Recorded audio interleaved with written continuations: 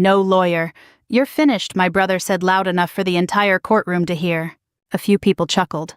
My father smiled. Their attorney leaned back in his chair with the confidence of a man who had already decided how the day would end. I stood alone at the defense table. No lawyer, no family beside me, no one whispering encouragement in my ear. Then the judge opened a thick folder and stared at the first page. His expression changed. The courtroom grew quiet. He turned another page, and another. Suddenly their attorney stood up.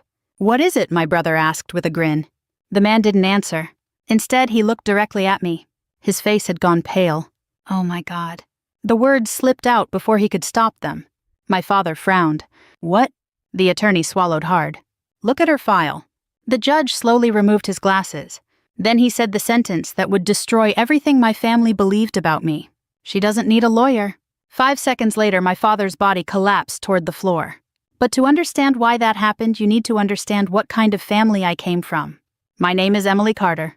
At the time of these events, I was 32 years old and a commissioned officer in the United States Army. Most people who met me for the first time saw a calm woman with a controlled voice and careful posture. They saw someone polite, disciplined, and quiet.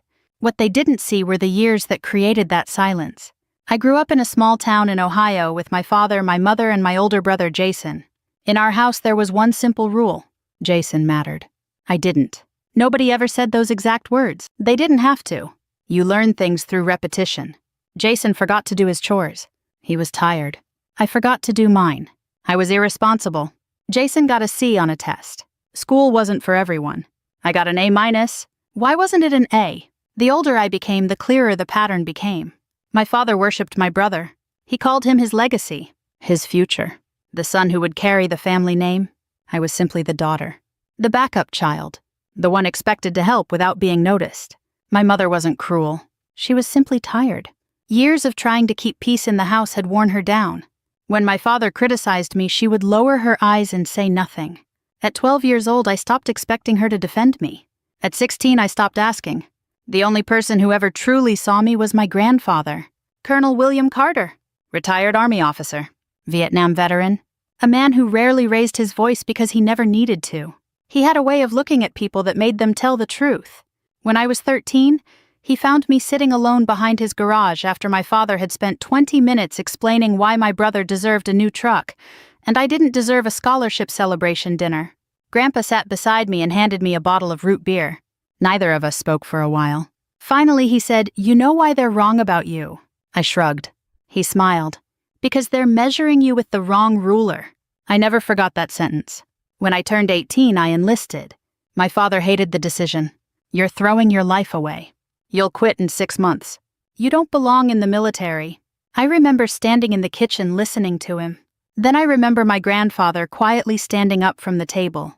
"Funny," Grandpa said. "What? You said the same thing about me." The room became silent. That was the first time I ever saw my father lose an argument. The Army changed my life. Not because it was easy, because it wasn't. Basic training was brutal. The deployments were harder. The sacrifices were endless. But for the first time in my life, effort mattered. Results mattered. Discipline mattered. Nobody cared whether I was someone's daughter. Nobody cared whether my father approved of me. The uniform didn't care. The mission didn't care. And I loved that. Over the next decade, I built a career. Promotions came. Awards came. Responsibilities grew. My father barely acknowledged any of it. When I became an officer, he changed the subject.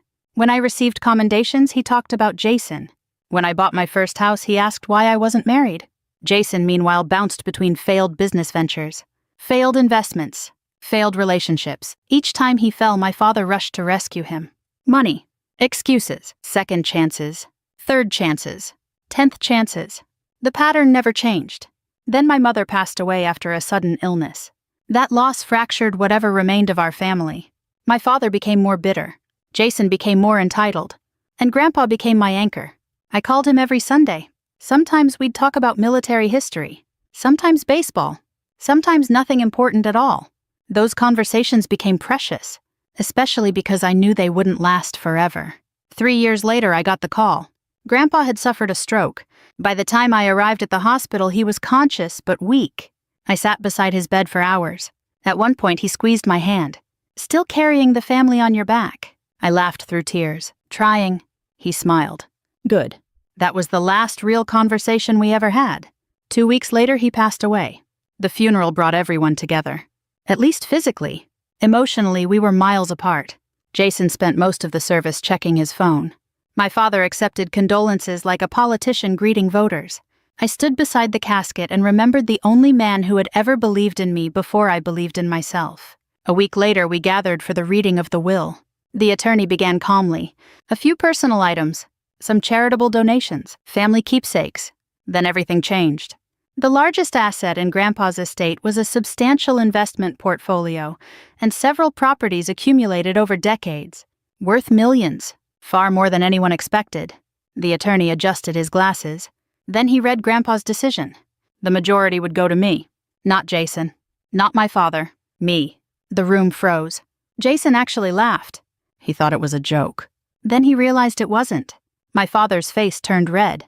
What? The attorney repeated himself. Jason stood up. This is ridiculous. My father pointed at me. You manipulated him. The accusation hit the room like a gunshot. I stared at him. You don't actually believe that. Oh, I do. The attorney attempted to calm everyone. It didn't work. By the time the meeting ended, my father and brother were already discussing legal action. 3 weeks later, they filed suit. They claimed undue influence, manipulation, fraud. They wanted the will invalidated. They wanted everything. And they believed they would get it. Because for the first time in their lives, they were about to discover something they had never bothered learning about me. I informed the court that I would represent myself. When my father heard that, he laughed. Jason laughed even harder. And as we entered the courthouse on the first morning of trial, he leaned toward me with a smile. No lawyer. He shook his head. You're finished. The morning of the trial felt strangely ordinary. The sky above the courthouse was gray. A light wind pushed fallen leaves across the parking lot. People hurried through the entrance carrying coffee cups and briefcases, as if this were just another workday. For them, it probably was. For me, it was the day my family intended to erase everything my grandfather had chosen to leave behind. I parked my car, sat quietly for a moment, and stared at my reflection in the rearview mirror. My face looked calm. Years in uniform had taught me something valuable. Fear and confidence often looked exactly the same from the outside. The difference existed only inside your head. I gathered my documents, stepped out of the vehicle, and walked toward the courthouse. My father's truck was already there. So was Jason's luxury SUV, the one he definitely couldn't afford. As I entered the building, I spotted them immediately. Jason stood beside a tall man in an expensive suit. Richard Lawson, one of the most successful probate attorneys in the state. His hourly rate alone was higher than many people earned in a week. Jason noticed me first. A grin spread across his face. Well, look who's here. My father turned. Neither of them greeted me. Neither of them asked how I was doing. Neither of them acted like I was family. At this point, I didn't expect them to. Lawson looked me over. Professional. Polite. Confident. Ms. Carter, he said. Mr. Lawson, I understand you've chosen to represent yourself. I have. He nodded. There was a brief pause. The kind people use when they're deciding how much honesty is appropriate. Finally, he said, that is certainly your right. Translation. You're making a terrible mistake. I almost smiled. Instead, I simply said thank you. Jason laughed. You hear that? Even he thinks you're crazy. I ignored him. Years ago, comments like that would have hurt. Not anymore. The courtroom filled slowly. By 9 o'clock, nearly every seat was occupied. Some people were curious. Others were connected to the estate. A few were simply waiting for their own cases. Still, I could feel eyes following me. People notice when one side has a high-powered attorney and the other side has nobody. Or at least that's what they thought. The bailiff called the room to order. Everyone stood. Judge Harold Bennett entered. I had researched him extensively. Former prosecutor. Military family. Known for being fair but exceptionally difficult to fool. He settled into his chair and reviewed several documents before looking up. The proceedings began. Richard Lawson immediately took control of the room. He was good. Very good. His voice carried authority without sounding aggressive. His questions seemed reasonable. His arguments sounded logical. Watching him work, I understood why my father had hired him. Lawson's strategy became obvious almost immediately. He wasn't trying to prove that my grandfather had been incompetent. That would have been difficult. Instead, he intended to convince the court that I had influenced an elderly man during a vulnerable period of his life, a much easier argument, especially because I had spoken with Grandpa frequently during his final years. The first witness was one of Grandpa's neighbors, an elderly woman who had known him for decades. Lawson guided her carefully. Did Emily visit often? Yes. More often than the other family members? Yes. Would you say they were close? Very close. Lawson nodded thoughtfully. Did Mr. Carter ever discuss changing his will? The woman hesitated. A few times, after Emily's visits became more frequent. Yes. Lawson allowed silence to linger. The implication hung in the air. He didn't need to say it. Everyone understood what he wanted them to think. The second witness was a family acquaintance. Then another. And another. Each testimony was subtle. Nothing dramatic. Nothing explosive. Just enough small pieces arranged into a larger picture. Emily spent time with Grandpa. Emily called Grandpa. Emily visited Grandpa. Emily was close to Grandpa. Therefore, Emily must have manipulated Grandpa. It was clever, and if I hadn't known the full truth, I might have found it convincing myself. During cross-examination, I asked only a few questions. Short questions. Simple questions. Then I sat down. That surprised people. I could feel it. Most self-represented litigants talked too much, argued too much, panicked too much. I did none of those things. I listened. I took notes. I waited. By lunchtime, my father looked pleased. Jason looked ecstatic. He leaned back in his chair like a man already spending money he hadn't won yet. When the judge called for a recess, Jason practically bounced out of his seat. Outside the courtroom, I found a quiet bench near a window overlooking the city. I opened a bottle of water and reviewed my notes. A shadow appeared beside me. Judge Bennett. For a moment, I thought he was simply passing by. Instead, he stopped. Ms. Carter. I stood. Your Honor. He studied me carefully, not suspiciously. Curiously? May I ask you a question? Of course. His gaze remained fixed on me. Why are you representing yourself? The question wasn't hostile. It sounded genuine. I considered my answer. There are several reasons, such as, I thought about saying the obvious, that attorneys were expensive, that the estate shouldn't be drained by legal fees, that I knew the facts better than anyone. But none of those were the real answer, so I told him the truth. Because this isn't really about money. His eyebrow lifted slightly. No, sir. I looked through the window toward the parking lot. My father and brother have spent my entire life telling me who I am. The judge remained silent. They never listened when I spoke. I turned back toward him. This time they're going to have to. For a moment, neither of us said anything.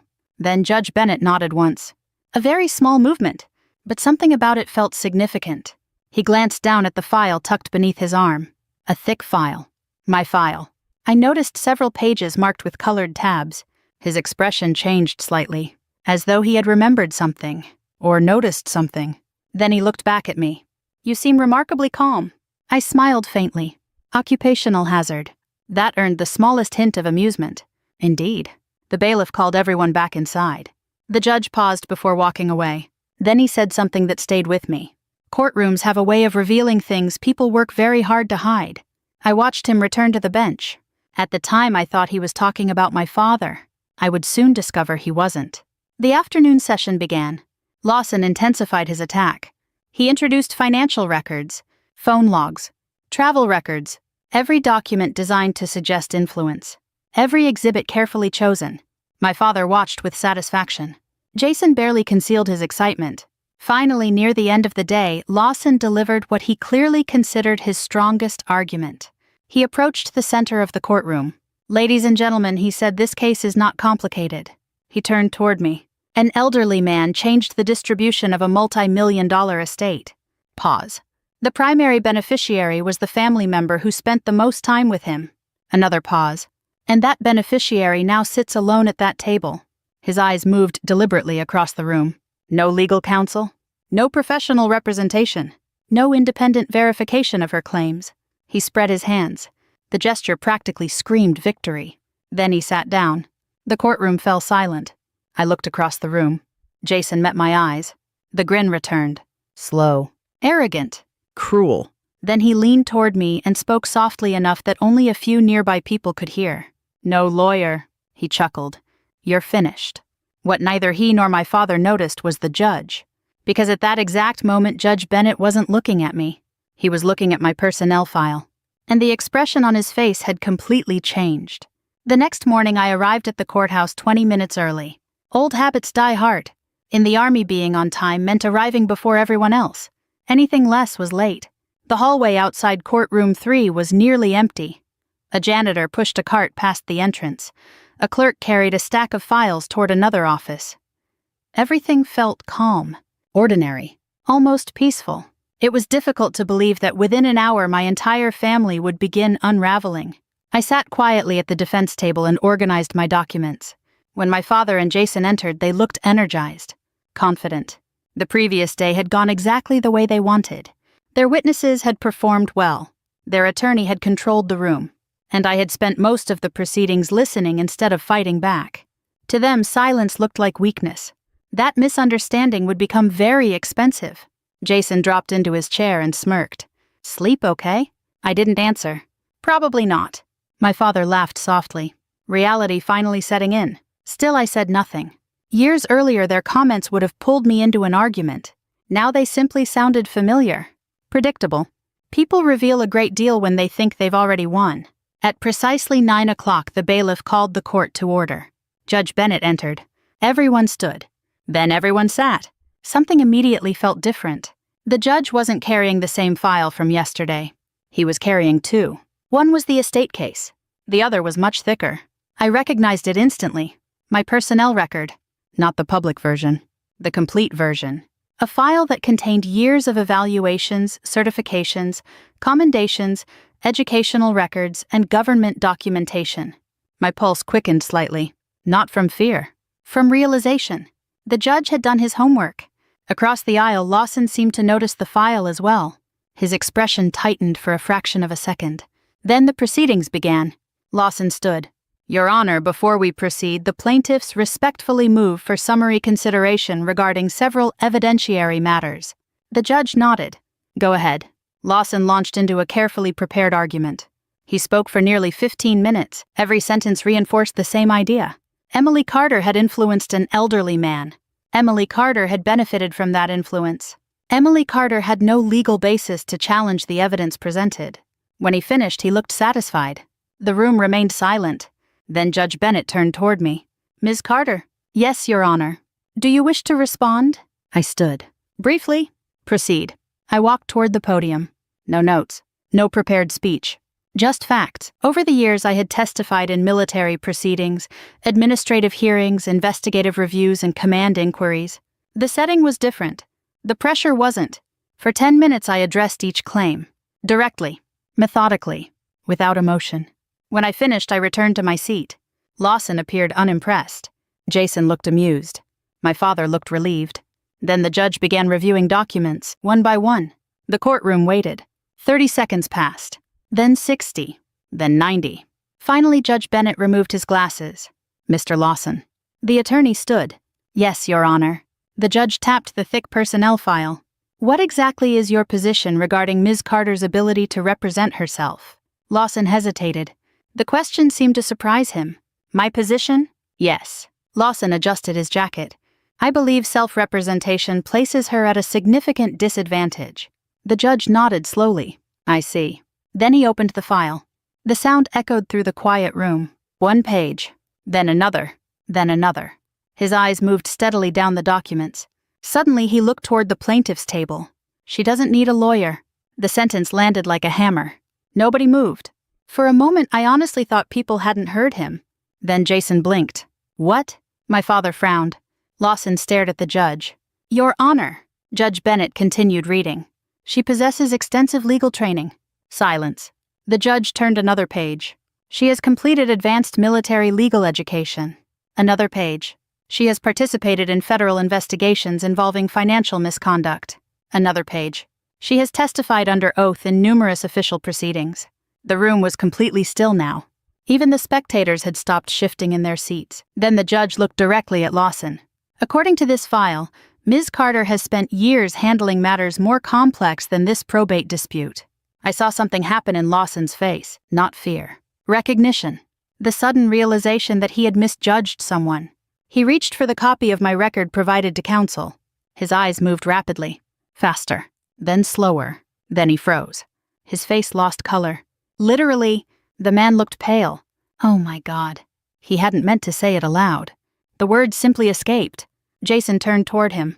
What? No answer. What is it? Lawson looked at him. Then at me. Then back at the file. Look at her record. My father leaned forward. Confused. Annoyed. What record? The attorney swallowed. I could almost see him recalculating the entire case. Every assumption. Every strategy. Every prediction. Gone. Because for the first time he wasn't looking at me as someone's daughter. He was looking at my professional history. And it told a very different story. The judge continued. Counsel, I suggest you proceed with the understanding that Ms. Carter is fully capable of representing herself. Yes, Your Honor. The confidence was gone from Lawson's voice. Not entirely, but enough, Jason noticed. So did my father. And neither understood why. The proceedings resumed. This time, however, everything felt different. The illusion had cracked. The image my family had built of me over decades was beginning to collapse. The next witness took the stand. One of the neighbors who had testified the previous day. Lawson conducted direct examination. Then the judge turned to me. Cross-examination. I stood. The witness smiled nervously. I approached slowly. Mrs. Reynolds, you testified yesterday that my grandfather discussed changing his will after my visits became more frequent. Correct? Yes. You're certain? Yes. I nodded. Can you tell the court when those conversations occurred? She gave several approximate dates. I waited. Then I opened a folder. Mrs. Reynolds, do you know where I was on those dates? She hesitated. Number. I handed a document to the bailiff. Military travel orders. Official records. The judge reviewed them. Then Lawson reviewed them. Then the witness reviewed them. On every date she had mentioned I was deployed overseas. Thousands of miles away. The woman stared at the paper. Confused. Embarrassed. I must have remembered wrong. You must have. A murmur spread through the courtroom. Small, but noticeable. I continued. Did my grandfather ever tell you I pressured him? Number. Did you ever witness me pressure him? Number. Did he ever seem afraid of me? Number. Then your testimony is based entirely on assumptions. The witness looked down. Yes. Thank you. I returned to my seat. The damage was immediate. One witness. 5 minutes. Years of assumptions destroyed. Jason no longer looked relaxed. My father shifted uncomfortably. Lawson rubbed his forehead. And for the first time since the lawsuit began, I saw doubt. Real doubt. Not in the courtroom. In my family's eyes. Because they were finally beginning to understand something my grandfather had known all along. I wasn't the weak daughter they remembered. I wasn't the quiet little girl they ignored at family dinners. I wasn't the forgotten child sitting alone behind Grandpa's garage. I had spent more than a decade learning how to analyze evidence, expose inconsistencies, and remain calm under pressure. And now those skills were aimed directly at them. The next witness was already being sworn in. I opened my notebook, picked up my pen, and prepared to dismantle the next lie. Something changed after Mrs. Reynolds left the witness stand. It wasn't dramatic. No one stood up and announced that my father and brother were losing. No headlines appeared. No sudden confession shook the courtroom. The change was subtler than that. People stopped looking at me like a victim. They started looking at me like a threat. And for the first time since the lawsuit began, Jason looked nervous. Not scared. Not yet. But nervous.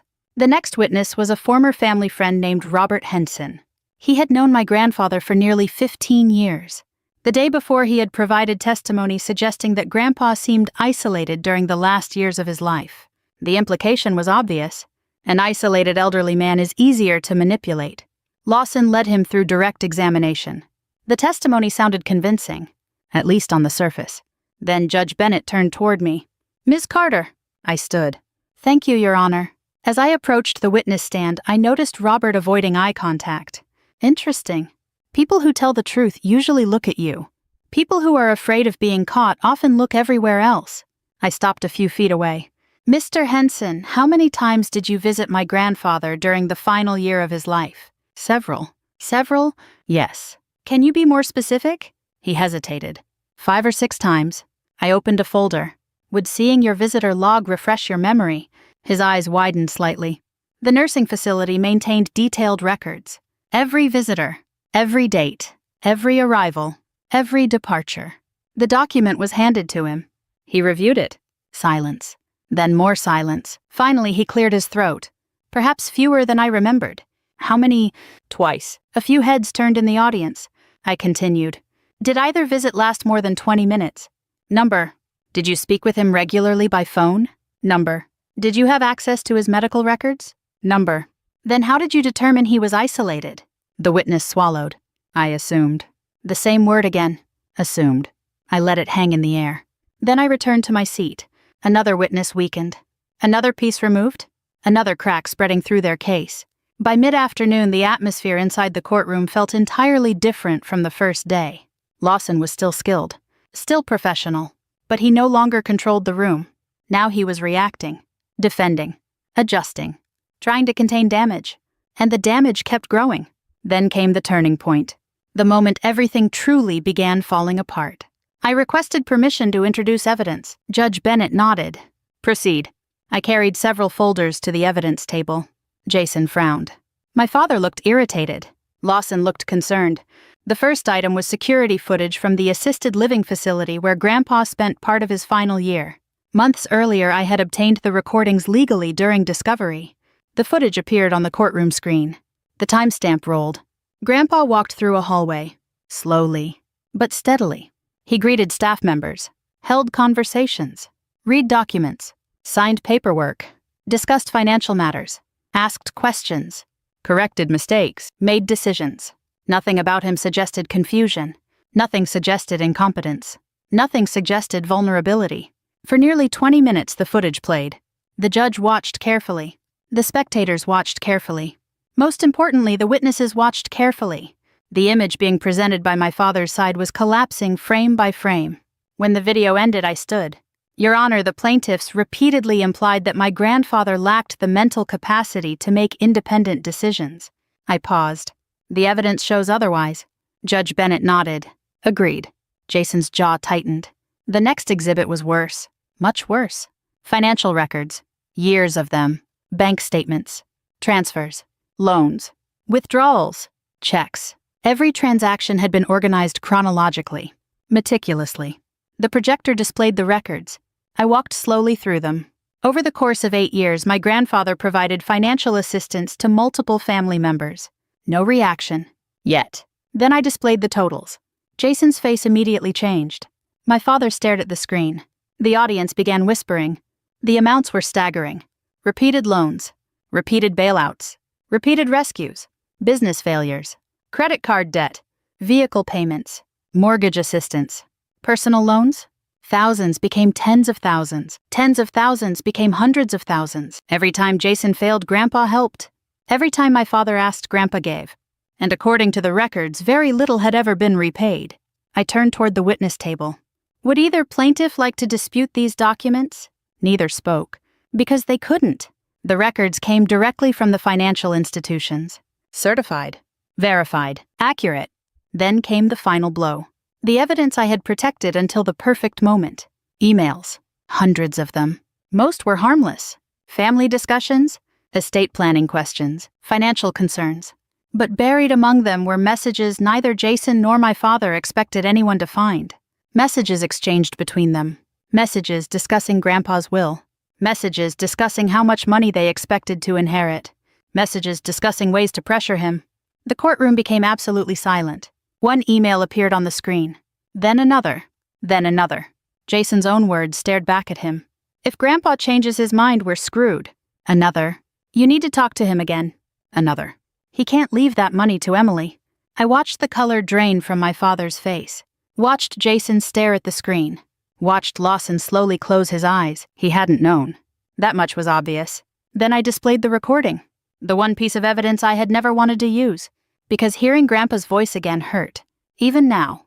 Even after all this time. The recording began. His voice filled the courtroom. Older. Softer. But unmistakably strong. Someone off camera asked him a question about the estate. Then Grandpa answered, "If anyone deserves it, Emily does." Silence. She never asked me for anything. The room remained frozen. She never treated me like a bank account. I swallowed hard. Because hearing that still affected me. Even years of military training couldn't stop that. Then came the sentence that ended everything. She loved me before she knew what I owned. No one moved. No one spoke. The recording ended. The silence afterward felt enormous. Judge Bennett looked toward my father, then toward Jason, then toward Lawson. Finally, he folded his hands. Counsel. Lawson stood slowly. He looked exhausted, defeated, like a man realizing the battle had already ended. Yes, Your Honor. The judge's voice remained calm, professional, controlled, yet somehow more intimidating than shouting. Do you wish to continue arguing undue influence? Lawson glanced at the evidence, the emails, the financial records, the recordings, the footage. Then he looked at his clients. Neither man could meet his eyes. No, Your Honor. The words landed harder than any verdict, because they came from their own attorney. Jason lowered his head. My father stared blankly at the table, and for the first time in my life, neither of them looked powerful. They looked small. Judge Bennett shifted his attention directly toward my father. His expression hardened. Sir. My father looked up. Do you understand the seriousness of what you've done here? My father opened his mouth. No words came out. For several seconds, he simply stared at the judge, then at me, then back at the evidence, as if he still couldn't understand how everything had slipped away. But the worst part wasn't losing the case. The worst part was realizing that the daughter he had underestimated his entire life was the one who had exposed all of it. And we were not finished yet. The final day of the trial felt strangely quiet, not because the courtroom was empty. It wasn't. Word had spread. More spectators filled the benches than on any previous day. Several attorneys from other courtrooms slipped inside during breaks. Clerks lingered near the back wall longer than necessary. People sensed they were about to witness the ending of something. They just didn't know how dramatic that ending would be. I arrived early again. As I walked into the courtroom, I saw Jason already seated. For the first time since this lawsuit began, he didn't smirk. He didn't make jokes. He didn't even look at me. His confidence had vanished somewhere between Grandpa's recording and the mountain of evidence sitting on the court's desk. My father looked even worse, older, smaller. The past few days seemed to have aged him years. A strange feeling settled over me. Not satisfaction, certainly not happiness. Something closer to sadness. Because despite everything, this was still my father. The man who taught me how to ride a bicycle. The man who used to carry me on his shoulders when I was little. The man who somehow became someone I barely recognized. The bailiff called the court to order. Judge Bennett entered. Everyone stood, then sat. The judge reviewed several final documents before speaking. His voice was calm, measured, but final. The kind of voice people use when the decision has already been made. After reviewing the evidence presented, this court finds no basis for the plaintiff's claims of undue influence, coercion, fraud, or incapacity. Jason closed his eyes. My father stared straight ahead. The judge continued. The will of William Carter shall remain fully valid and enforceable. A wave of whispers moved through the room. Then came the next part. The plaintiff's petition is denied in its entirety. Denied. One word. Years of resentment reduced to one word. The judge wasn't finished. Furthermore, the plaintiffs shall bear responsibility for all applicable court costs associated with this action. Jason looked like someone had punched him. My father simply sat motionless. For most people, that would have been the end. Case closed. Decision entered. Everyone goes home. But there was still one final matter. I stood. Your Honor. Judge Bennett looked toward me. Yes, Ms. Carter. I have one additional request. The room became silent again. Lawson frowned. Jason looked confused. My father suddenly appeared nervous. The judge nodded. Proceed. I walked to the evidence table and picked up another folder, one that had never been discussed publicly, one I had intentionally saved until the end. Because unlike the inheritance dispute, this wasn't about revenge. It was about accountability. I handed copies to the court, to opposing counsel, to the clerk. Judge Bennett reviewed the first pages, then the second, then the third. His expression changed. What exactly is this? Financial disclosures connected to the estate, Your Honor. The judge kept reading. The room felt frozen. Then he looked up. These assets were not disclosed. No, sir. Jason's head snapped toward my father. What assets? My father said nothing. The judge turned another page, then another. I could see his jaw tighten. Not common for him, which meant the information was serious. Very serious. These records suggest substantial transfers occurred shortly before the estate proceedings began. Yes, Your Honor. And these transfers were never reported. No, sir. Jason looked completely lost now. What is he talking about? Still no answer from Dad. The silence told its own story. Slowly, painfully, Jason began realizing something. The hidden transactions. The missing disclosures. The unexplained withdrawals. His father had kept secrets from everyone, including him. The judge placed the documents on the bench. His gaze settled on my father. "Sir, do you wish to explain these records?" My father swallowed. For a moment I almost felt sorry for him. Almost. Then I remembered every year he spent teaching me that my value depended on his approval. Every accomplishment he ignored. Every success he minimized. Every moment he chose Jason over me. "Sir?" the judge asked again. My father's voice barely emerged. "I don't." The answer sounded weak. Hopeless. The judge nodded once. "I see." Then he addressed the clerk. "I want copies forwarded for further review." The words were careful. Professional. But everyone understood what they meant. Potential investigation. Potential consequences. Potential legal exposure. Jason stared at his father. "You knew about this?" No answer. "Dad." Nothing. The silence was devastating. Not because of what was said, because of what wasn't. For perhaps the first time in his life, Jason realized he wasn't the favored son anymore. He was simply another person standing beside a man who had made terrible choices. The hearing officially ended several minutes later. People began gathering their belongings. Conversations started. Chairs moved. Papers shuffled. Life resumed. But my father remained seated, motionless, staring downward. I gathered my documents slowly. There was no celebration, no triumphant speech, no dramatic victory pose. Real life rarely works that way. Victories often feel quieter than people imagine. I placed the final folder into my briefcase. Then I heard my name. Emily. I turned. My father stood several feet away. For a moment, neither of us spoke. The courtroom around us continued emptying. He looked exhausted. Not angry. Not defensive. Just tired. I never thought... His voice broke. He stopped. "Tried again. I never thought you'd become this." I looked at him carefully. The strange thing was that I wasn't angry anymore. Anger requires energy. Years earlier, I had run out of that. "You never really looked," I said softly. The words weren't cruel. They were simply true. His eyes lowered. Because he knew it was true too. The silence stretched between us. Then he whispered something I had waited my entire childhood to hear. I was wrong. 3 words. 30 years late. I wish I could tell you they fixed everything. They didn't. Some wounds heal. Others become scars. You learn to live with them. My father took a step toward me. Then another. Suddenly his hand moved to his chest. His face twisted. Confusion. Pain. Shock. Everything happened at once. "Dad," Jason shouted. My father stumbled. The color vanished from his face. Several people rushed forward. Someone called for medical assistance. The courtroom erupted into chaos. And then my father collapsed. Exactly like that. One moment standing. The next on the floor. Jason dropped beside him. "Dad, Dad!" Panic filled his voice. Real panic. Not the arrogance. Not the entitlement. Just fear. Raw fear. I stood frozen. Not because I hated him. Not because I wanted revenge. Because despite everything, seeing your father lying on the courtroom floor never feels normal. The paramedics arrived quickly. They worked fast. Professional. Focused. Within minutes, they transported him from the courthouse. The room slowly emptied afterward. Jason left with them. For once, he had nothing to say. Neither did I. An hour later, I walked outside alone. The afternoon sun hung low above the city skyline. The air felt lighter somehow. Not because I had won. Because something was finally over. For years, I had chased my father's approval. Worked harder. Achieved more. Sacrificed more. Believing that eventually he would see me. Respect me. Choose me.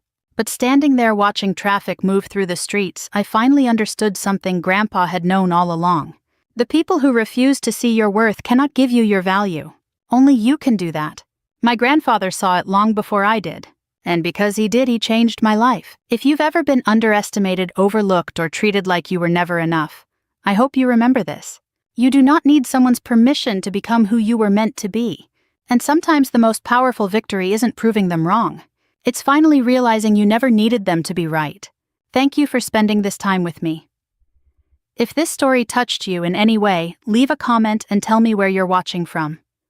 I'd love to hear your thoughts and your own experiences.